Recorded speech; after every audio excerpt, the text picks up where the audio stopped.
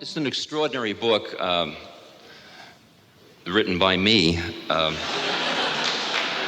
but it's extraordinary not because it's written by me, because there's hardly any of me in it, fortunately, for a change. It's 1,000 stories about my guru who died in '73. And I thought, if you went to India, this is the way it might feel when you first met somebody as nutty as my guru. This is a friend of mine who, his name was Neem Karoli Baba, and nobody knew him. I mean, people knew him, but nobody knew him. He was so good, nobody knew him. That's hard. This is a friend of mine, Dr. Larry Brilliant, who's a medical doctor. And his wife came to India, and she met this guru. And she came back and got her husband and brought him to India to meet him. My wife had met Maharaj-ji and had come to get me in America and bring me back to meet him. When we first went to see Maharaj-ji, I was put off by what I saw. All these crazy Westerners wearing white clothes and hanging around this fat old man in a blanket. More than anything else, I hated seeing Westerners touch his feet.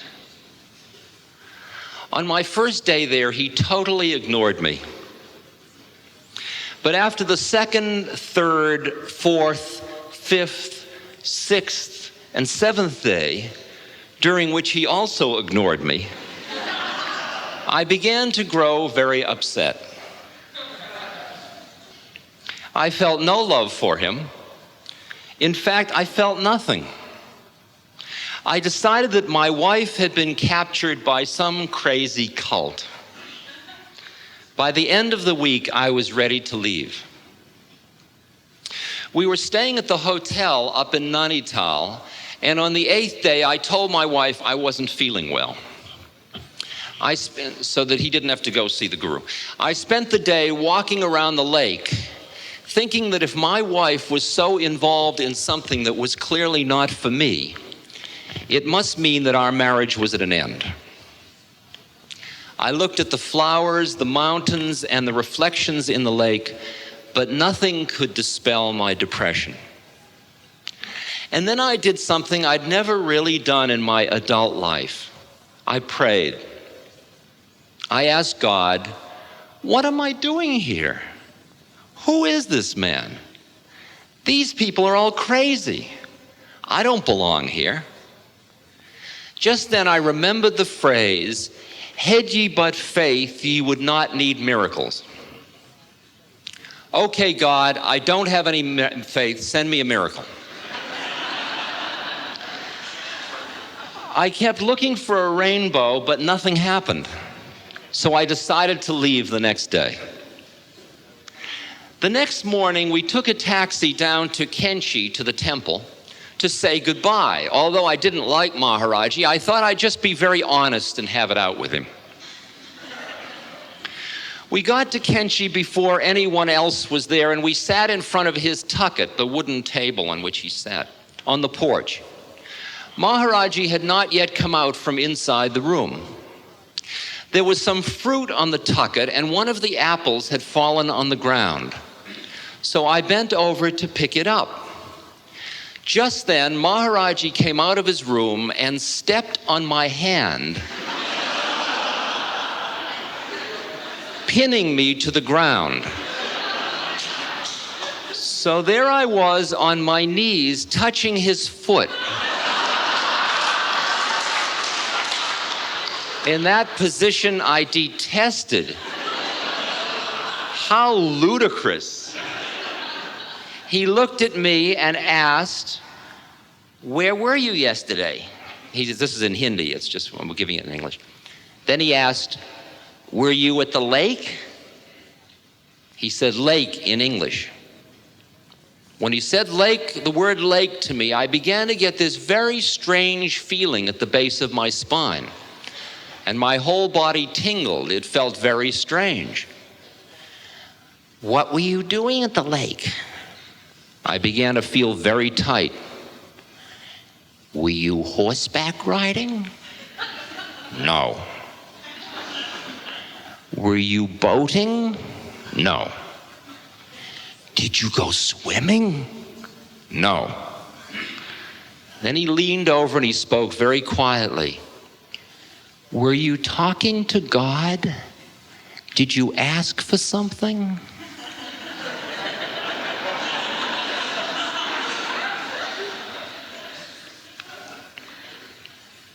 When he did that, I fell apart and started to cry like a baby. He pulled me over and started pulling my beard and repeating, did you ask for something? Did you ask for something? That really felt like my initiation. By that time, others had arrived and they were around me, caressing me, and I realized that almost everyone there had gone through some experience like that. A trivial question such as, were you at the lake yesterday? Which had no meaning to anyone else, shattered my perception of reality. That was my welcome. After that, I just wanted to rub his feet.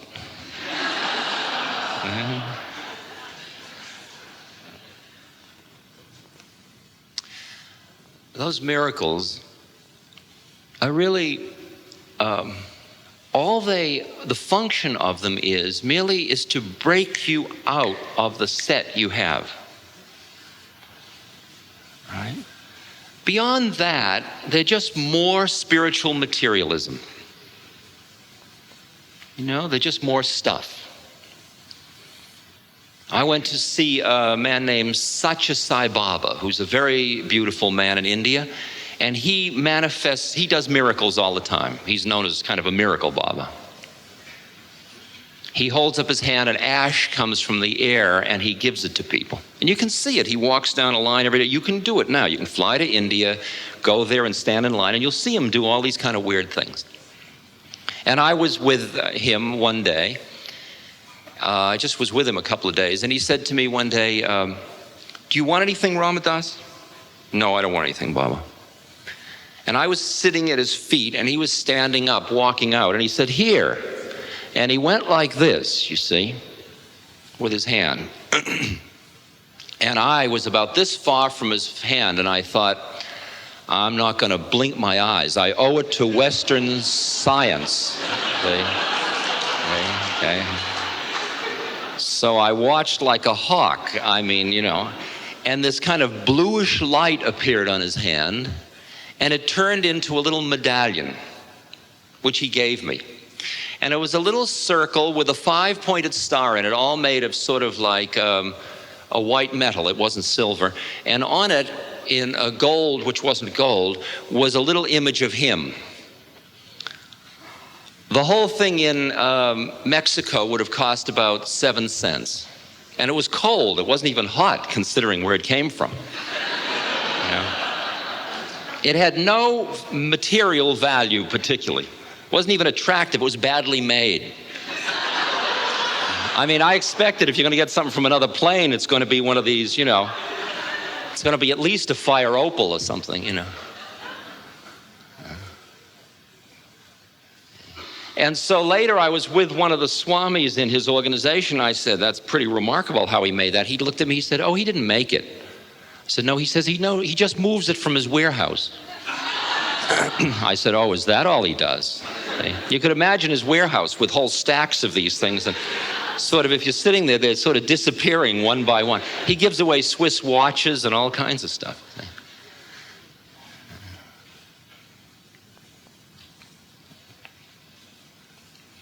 I can spend all day telling you miracle stories, and they are just so mind-boggling. They just play with your head so much.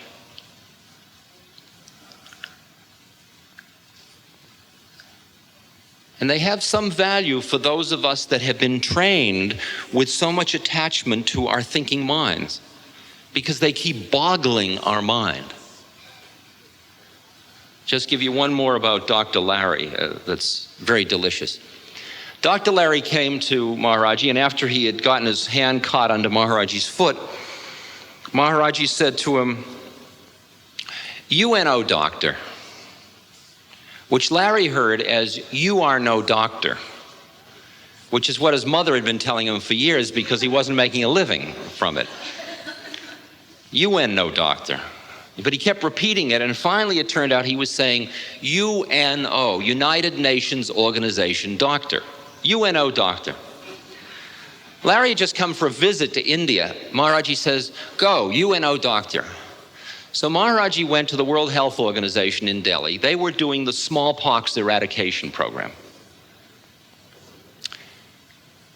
And he said, I'd like to join. I'm a doctor. I'd like to help. My guru said I should go help. They said, we have no place for doctors, and you're a hippie, and we don't hire hippies, and you've never been trained in public health, and we don't want you. So he went back on the bus. It's a 9-hour bus ride, and India is something because there's no springs in the buses. So he went back up the mountain, comes to Maharaj-ji, and he says, Maharaj-ji, they don't want me. Maharaj-ji says, go to Delhi, join the World Health Organization. So Larry got on the bus and went back. I mean, you get really nuts in these scenes, you know. Well, he went back and forth, and the World Health Organization people kept saying, look, we can't use you. We're sorry. We don't need any doctors like you. And 12 times. I mean, that would strain anybody, right? Finally, they said, look, you're so persistent. We don't have a job as a doctor, but we have a job as an administrative assistant. Larry says, look, anything, just to get him off my back. Will you just give me a job, okay? So they said, well, you're from the United States. We have doctors from Russia, and we have vaccine from Sweden, and we have this and that. We have it's a world operation. The only thing is that people from the United States have to get security clearance. Larry thought, uh-oh, because Larry had been a doctor in the Doctors for Cuba, in the Berkeley movement in the 60s, and he was one of those no-nos in the, you know, and he had a long thing with the FBI, and he was a bad guy. So he figured, well, that's the end of that. And he went back to Maharaj, and he said, no way. I can't join the World Health Organization. Maharaj-ji says, why not? He says, because I need security clearance. And that's got to come right through the top. And he said, Maharaj-ji says, who has to get that? He says, well, Mr. Henderson, who's running the project. Maharaj-ji, in the hammiest way, like a grade B movie, puts his blanket over his head and he says, how do you spell it? See? And Larry's going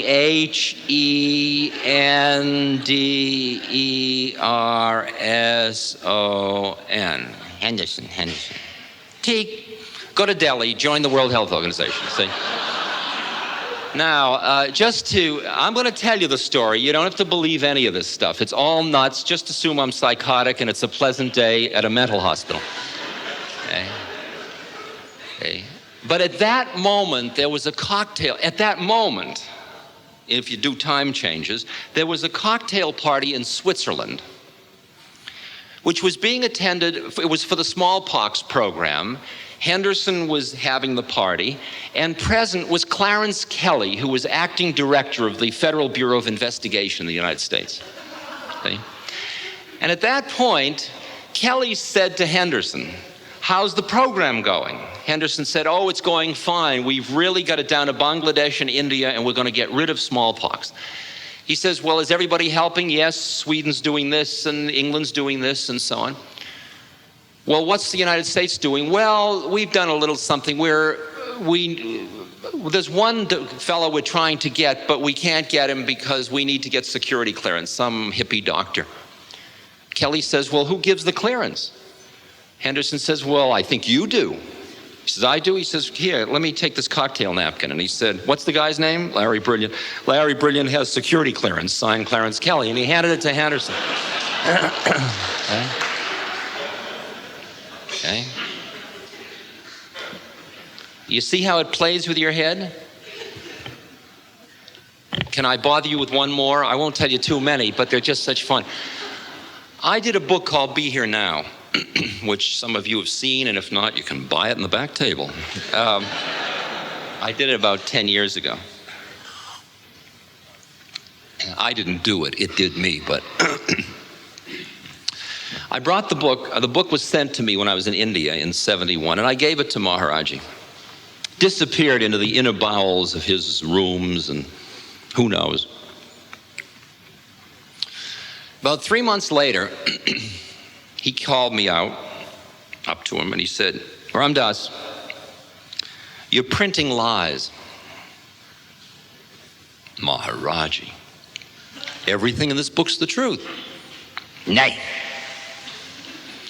See, now I had a teacher when I was with Maharaj-ji the first time. He had given me this teacher who was a lovely, lovely man, Haridas Baba.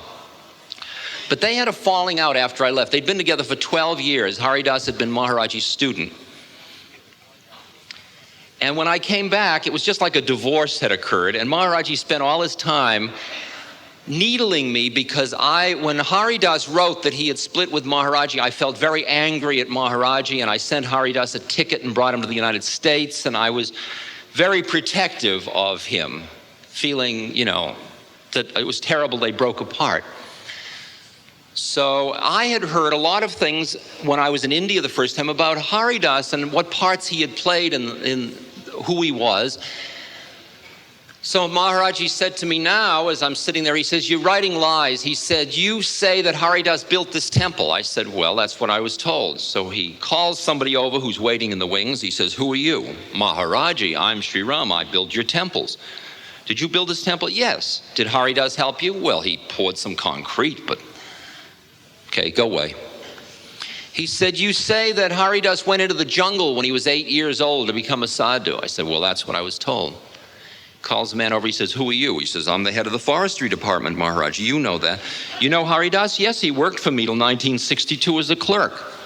Oh, he went into the jungle at 8 years old. Joe, go away. So he had 3 of these. They all appeared on 2 pages in the book, actually 2 backing pages. Maharaj-ji said, well, what are you going to do about this? You're printing lies. Now, 30,000 copies of the book had been printed and distributed, so you can't call them back. That's beyond. So I thought quickly, and I said, well, Maharaj-ji, in the next printing, I'll change it. He says, you do that. He says, you must not be identified with a lie. When you thought it was the truth, it's okay. But once you know it's a lie, you can't let it go on. Then there's karma. So I wrote a letter to the Lama Foundation, which is the commune that I was part of that was publishing the book. They were in northern New Mexico, which is a state in the United States, and in southern New Mexico is the printing company that prints the book. The commune's way up in the mountains, there's no telephones, it's way out there in the bush. So I write a letter and I said, would you please delete these 2 pages in the next printing, because I knew they were about to do a second printing of 30,000. I get a letter back from Lama a couple of weeks later, and it says, your letter arrived just when I returned back from Albuquerque, from where the printer is, and I had been with him and we had agreed on the second printing, and he had put the job on the press. It's a web press that does almost the whole book at once. It's a huge, big press. And they were going to run it as I left, and then I was on the road 2 days, and by the time I got back here and got your letter, it would be too late. We'll change it in the next printing. We can't, these 30,000 will have to be the way they are, because the book comes all bound, and you can't take a page out. You got to throw away the book. And a 30,000 printing is about, $30,000, about $1 a copy. So I pick up the letter at the mailbox at the post office at around 7:30 in the morning. I get on the bus to go out to the temple. I get there around 8:15. I get off, I walk into the temple. As I'm walking into the temple, Maharaj-ji's yelling from across the courtyard, what does the letter say? What does the letter say? You figure if he knows there's a letter, he must know what it says, you see, but you got to play it out as if you don't, see? So you say, well, they say that the thing is already printed and they'll change it in the next printing. He looks at me and he says, change it now. I said, well, Maharaj-ji, that would mean throwing away 30,000 books and that would be, I changed it into rupees, And I said, that would be 240,000 rupees. And everybody, all the Indians went, oh! you know. And Maharaj-ji said, change it now. Money and truth have nothing to do with one another. So I thought, wow, it's going to bankrupt Lama and me, but it's his book. Those are the rules of the game. He says, go, do it now. And he threw me out. And I thumbed a ride with an army truck, and I went back up to the town, and I went to the cable office, and I cabled, and I said, throw out all the books, those pages that will be changed, nothing more is to be distributed with those pages. That's the rules of the game. Forget the money, we'll work it out later. I get a letter back about a week later from Stephen saying, the strangest thing happened. Your cable arrived. When we went to the post office, your cable was there along with the letter from the printer. He said that he had put the job on the press as you were leaving, as I was leaving, but it turned out that one plate was missing. So they went into the file to get the original of that plate to reproduce it, to make a new plate, and the original was missing too, which was a picture of Maharaj-ji. And they didn't know what to do, so they took the whole job off the press, so it hasn't been printed yet, and they're waiting for further instructions. So the entire change cost 1 cablegram and 1 telephone call. But look at the teaching in that one. Now, could that silly old man up there in the blanket on the mountains have been in the files of the Albuquerque printing company? I mean, how do you do that? Did he hypnotize the printer? How do you figure those kind of things? You know, 1,000 of them.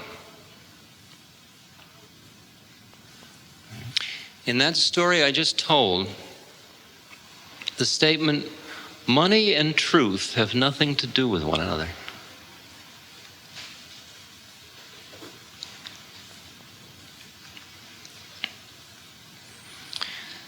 Interesting statement, truth gets you high.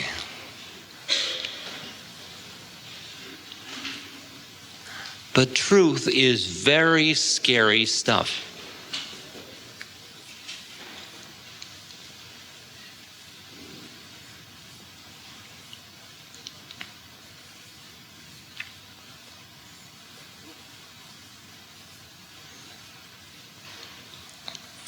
See, a lot of people come to me and they say, Ram Dass, I really want to become free. I'd like to become enlightened. I'd like to be with God. Would you help me?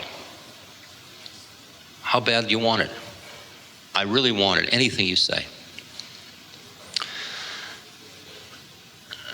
I said, well, there's got to be a flow between you and the universe.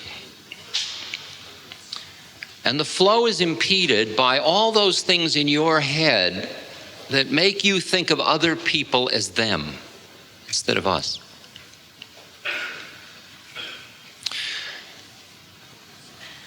Now, here, sit down, look into my eyes. Let's just look at each other. Now, you don't have to be open with everybody. You've got to be capable of being, but you just don't go around telling the truth to everybody because most people don't want to hear it. How do you like my dress? It stinks. So you don't do that kind of thing. But you've got to be capable of telling the truth if the situation arises. This is the situation with me at this point, with this person.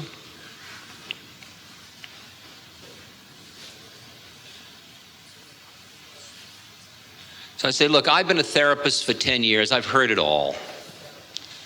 And I don't really care about any of it anymore. I've gotten all my vicarious rushes, voyeuristic rushes, all burned out.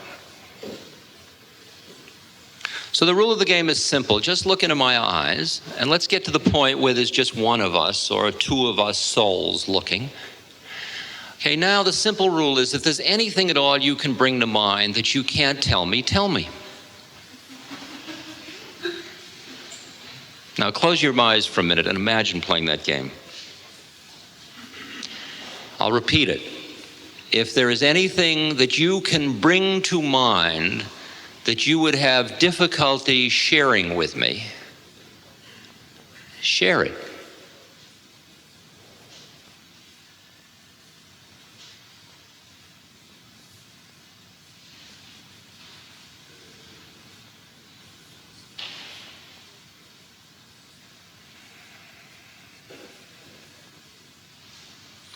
So then the person tells you whatever it is that is uppermost in their list of embarrassing and difficult things.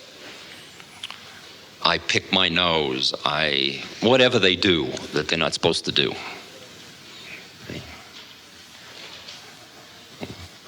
And you keep looking right in their eyes, and you run through, like somebody will look at you and you'll say, if there's anything you can't tell me, and they'll say, I want to have sex with you. And inside me goes, vrrr, see.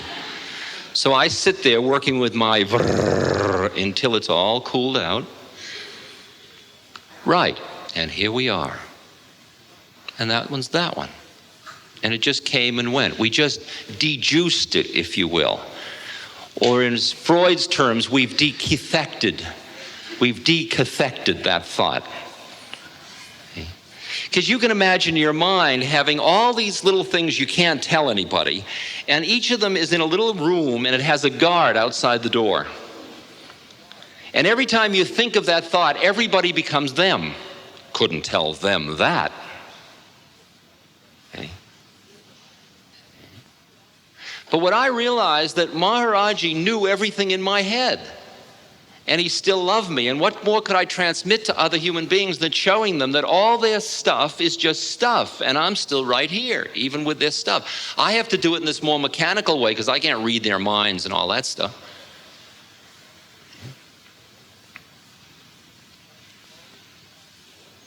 And we slowly come back to a you here, I'm here, you got through it, I got through it, here we still are. Well, what else? If there's anything you can bring to mind that's difficult, embarrassing, or uncomfortable, share it. And there's aggressive stuff and sexual stuff and dependency stuff and all the usual run of the human condition. Okay, we've all got it. If you can't think of anything, watch it.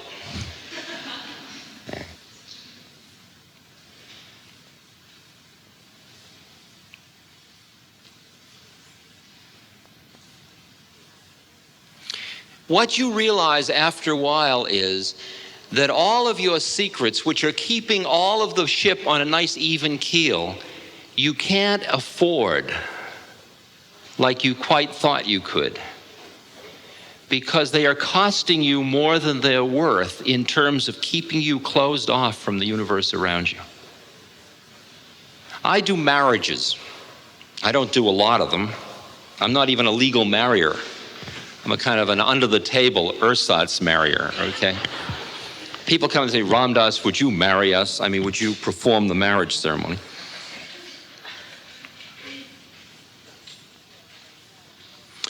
And usually I say, well, there are really two kinds of relationships. There's given karma and acquired karma. Given karma are like parents and children. You can't trade them in. Okay, they're given. Acquired karma is what you pick and choose intentionally. And the more conscious you become, the more the only ones you pick and choose, if you really are conscious enough to know that you've taken birth in order to become free, the only time you'd enter intentionally into a relationship is to become free through it.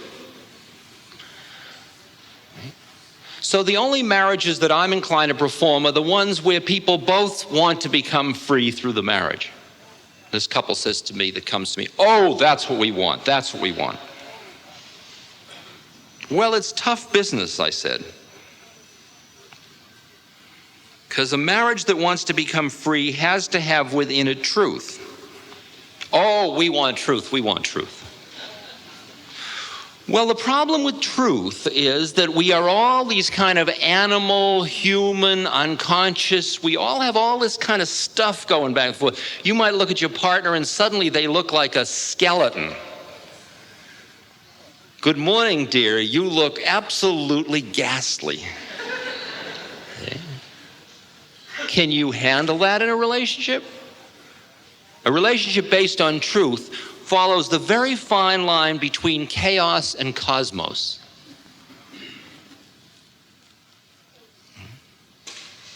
Oh, we want truth, we want truth. You sure? Yes. Okay, would you face each other? Said to him, if there's anything you can't tell her, would you tell her? Let's just clear up all the past stuff, quick. See, and she's smiling warmly, and he's looking a little serious. And he said, well, when you and I started going together and we agreed we wouldn't see anybody else, I was over at Kathy's one day, and we had oral sex. You what? You betrayed our trust? You've just shattered everything in me, she said. And she started to get into her role. I mean, if I were casting Lady Macbeth or Ophelia, she would have had the part, absolutely hands down. She was magnificent. She was the woman betrayed, so good. See, and I laid down on my back and I was just watching her be the woman betrayed, because she had her part and she juiced it up with righteousness. She was right. He was a complete stinker. To have done this, there's no doubt about it, you know. But you want truth or don't you? You want to play at Mickey Mouse, or do you want to get out and let's get going? So I said to her, well, look, you've been doing this for 10 minutes now, and really I've got other things to do. So you got to make your choice at the moment. If you want to get married, see, and you wanted truth, here's the first taste of it, and it's probably going to get worse. So are you going to let it go, or you got three choices. You can very reasonably say to him, look, this is not going to make it. I don't want to see you again. I can't trust you. I can't trust your contracts. You're absolutely right. You should leave. That's one choice. The next choice is you can say, well, I'll certainly try to forgive you. See, that's a good one. You can milk that for a good 20 years. See? Yeah. Okay.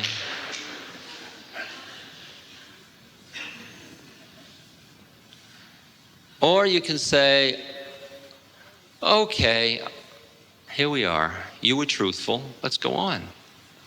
Truth is scary. Because truth keeps shattering your models of how you think it ought to be.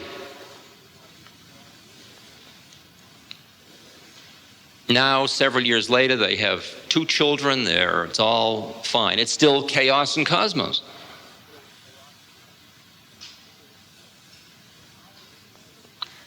But I have never been more alive spiritually than when I have been in a relationship based on truth. But if you're going to use relationship as a spiritual sadhana, now there are many ways of being in a relationship. You can get into a relationship just because it's psychologically comfortable, gives you a good secure base, feels comfortable, it's economically cheaper to live as 2 than 1. You're turned on by your partner. All those are good reasons to come together. They all pass in the night sooner or later. But they're good ones. And you can have a nice relationship and sort of put it on the back burner and then say, well, dear, I'm going off to meditate today because that's my method. If, on the other hand, relationship is going to be your method, it can't go on the back burner. You wake up in the morning and you get into this place where I wanted to be intimate and you didn't, and I'm hurt, and you pull in a little bit, and then the alarm rings. Well, gotta go to work. Here we go. Good morning. You want toast? And what happened to all that stuff? Well, it's not convenient to deal with it now. We've got the kids. We've got to get to work. We'll deal with it later. When relationship is your vehicle, it's on the front burner. You don't deal with it later. You miss work. The whole thing falls apart. When it's not truth, when it doesn't feel living, you scream. That's scary stuff. Most people talk about, I want a tantric relationship. But that's just a big rationalization. They don't really want it. They don't really want it. I'd like to just say, I don't want to dwell on relationships all day, but I just want to say one thing, that relationship is a very exciting vehicle to work with to become free, but it is probably the most volatile one you can work with, the scariest one and the hardest one you will work with. Because you're right.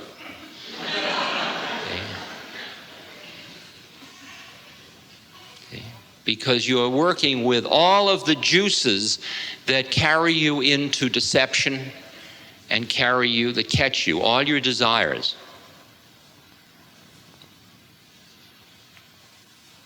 You need to be loved. All that stuff keeps coming up in relationship. You just see the whole idea of a marriage, as I understand it, or a partnership, whether it's formal marriage or not, is that two people come together in order to, through the relationship, recognize that there is only one of them, and then as the one to enjoy the play of the two. So it's this funny dance of 2 to 1 to 2. You know, in relationships that have been very beautiful with anybody you've had even for a moment, there is a certain shared awareness in which you're playing your part and I'm playing my part, but we're not caught in our parts. We're caught in the oneness of the parts of it, and then we are dancing the dance of two. The exquisite quality of yoga as a vehicle, yoga meaning union, is that you work as a separate entity to come into one, but you can't dwell in one and stay in form without at least giving a little bit of service to the two. So you go into the one, back into the two, into the one, back into the two, into the one, back into the two, until you're flipping 1 and 2 all the time. You and I are both the one and we are the many.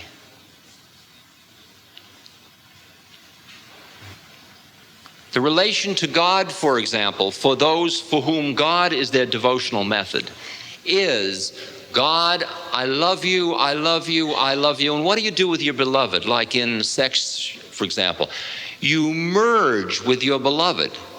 Like in sexuality, the sexual arousal's building up and you're having this feeling of arousal and the other person's having their feeling of arousal, and then suddenly the involuntary quality of it starts to take over, and there's no more me or her or him or anything. There is just a happening. There is isness. And then in the United States, at least, a moment later, the neurosis takes back over and you say, did you enjoy that? Or something like that. Okay. Jolly good, don't you think? Well, you must meet again sometime.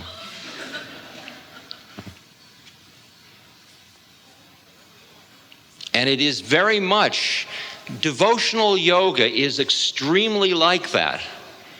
You get a feeling like you are so in love with the beloved that it gets so that with each breath, you merge in, back into the unmanifest, back into the one, and then you come back into form, into 2.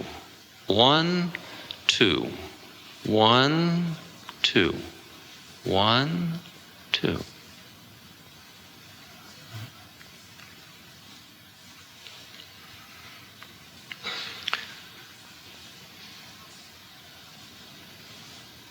These things I'm talking about are all what are called dualistic methods. They involve using something that is separate, using 2 things, God, seeker, guru, disciple, partner, partner. And through that dualism, you come into non-dualism, where there is no partners, there is no God and seeker, there's no guru and disciple, there's just... And then you come back into dualism. Dualism, non-dualism, dualism, non-dualism. And for a long time, these are sequential until they start to become simultaneous. Okay. And you've got to work with anger, jealousy, lust, fear, loneliness, self-pity, greed, all of it.